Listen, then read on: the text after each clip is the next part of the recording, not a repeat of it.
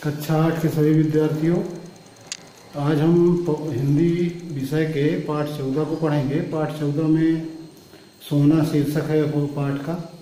उसको लिखा है महान विदुषी महिला है महादेवी वर्मा। महादेवी वर्मा के बारे में जानने से पहले हम जान लेते हैं हिंदी साहित्य का इतिहास। हिंदी साहित्य के इतिहास को समय के आधार पर 4 भागों में बांटा गया था।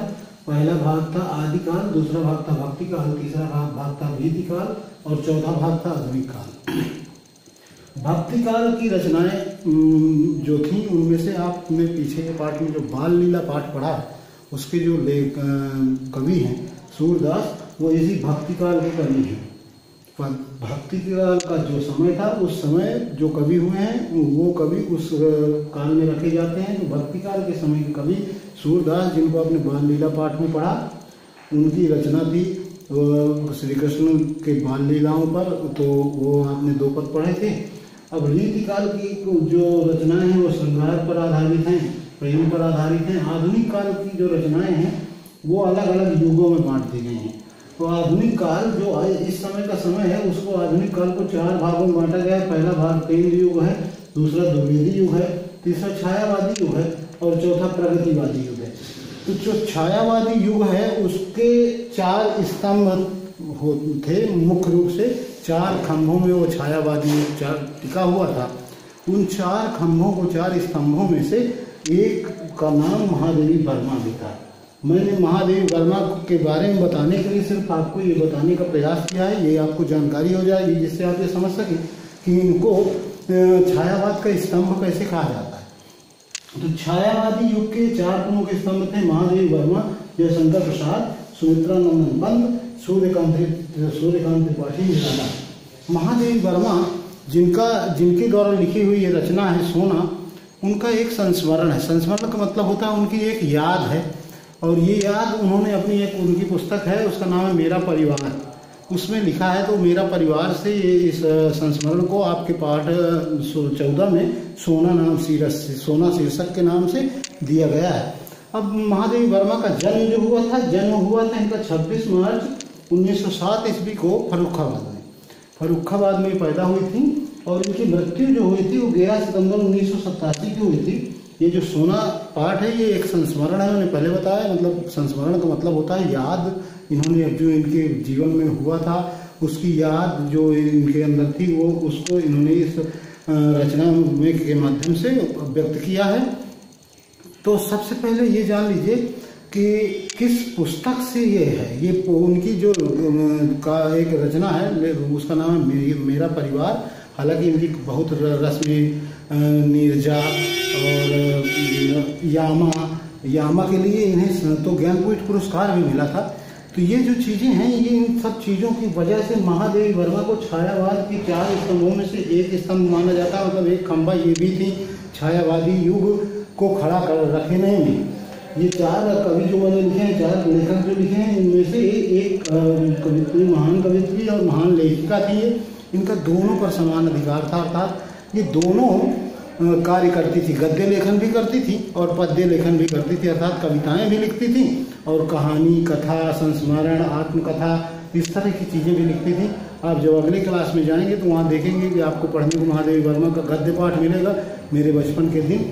और ये इसमें आपने महादेवी वर्मा का एक पाठ पढ़ रहे हैं आप सोना। और महादेवी वर्मा की कविताएं भी हैं। तो महादेवी वर्मा दोनों चीज़ों में, गद्य और पद्य में, दोनों में समान अधिकार रखती थी। इसीलिए इन्हें छायावादी युग का एक स्तंभ कहा गया है। और यहाँ पर मैंने स्तंभ वो 4 कौन से थे उनके नाम लिख रखे हैं। महादेवी वर्मा, जयशंकर प्रसाद, सुमित्रा नंदन पंत, सूर्यकांत त्रिपाठी निराला।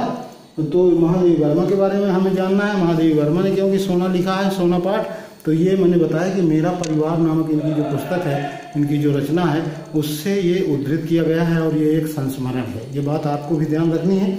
अब हम सोना पाठ के बारे में जान लेते हैं। सोना पाठ की कहानी में थोड़ी सी बताना चाहूँगा आपको, और कठिन शब्द अभी मैं ब्लैक बोर्ड में लिख दूंगा जिनको बुक में नहीं छापा गया है। वो उस कठिन शब्द मैं ब्लैक बोर्ड में लिख दूंगा जिनको आप क्लास वर्क कॉपी में, और जो बुक में छपे हुए शब्दार्थ हैं उनको भी क्लास वर्क कॉपी में लिख लेंगे। प्रश्नों के उत्तर भी मैं आपको भेजूंगा। उन प्रश्नों के उत्तर इस पाठ में थोड़ा सा बहुत डिटेल में आपको पढ़ना है। और डिटेल में पढ़ने की वजह से उत्तर भी जो प्रश्न दिए गए हैं बुक के पीछे, वो प्रश्न भी थोड़ा सा डिटेल में लिखने होंगे। सारे प्रश्न तो नहीं, लेकिन कुछ प्रश्नों का उत्तर एक दो लाइन में आप नहीं दे सकते हैं। इस तरह के प्रश्न पूछे गए हैं।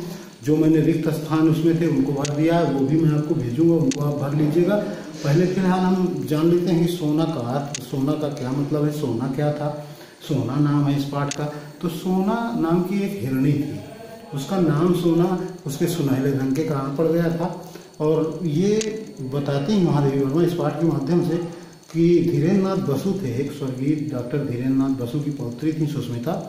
उन्होंने एक पत्र लिखा था, उस पत्र में एक हिरणी को पालने की बात लिखी थी। तो उसके कारण इनको ये संस्मरण हो गया था कि मैंने एक हिरणी पाला था, उसका नाम सोना था, और सोना हिरणी के रखने के कारण वो जो है इस हिरणी की चर्चा जब सुष्मिता करती हैं तो उनको सोना की याद आ जाती है। सोना का दैनिक जीवन, सोना किस तरह उन्हें मिली थी और सोना किस प्रकार घर में रहती थी, और पालतू जानवर, इनकी एक खास आदत थी कि अपने परिवार में पालतू जानवर बहुत रखती थी। पालतू पशु में से जैसे कुत्ता रखती थी, कुछ जो है बिल्ली भी इनके यहाँ थी, उनका सबका नाम भी रखी थी। और जैसे आपने देखा है कि मैं बता रहा हूँ कि ये हिरणी जो थी सोना नाम की, ये भी इनकी पालतू थी, इनके घर में रहा करती थी। एक फ्लोरा नाम की कुतिया रखी थी, हेमंत बसंत नाम के 2 कुत्ते रखे थे। इस तरह करके इन्होंने कई पालतू पशु पाल रखे थे और सब में सामंजस्य भी बड़ा अच्छा था, दोनों एक दूसरे को नुकसान नहीं पहुंचाते थे।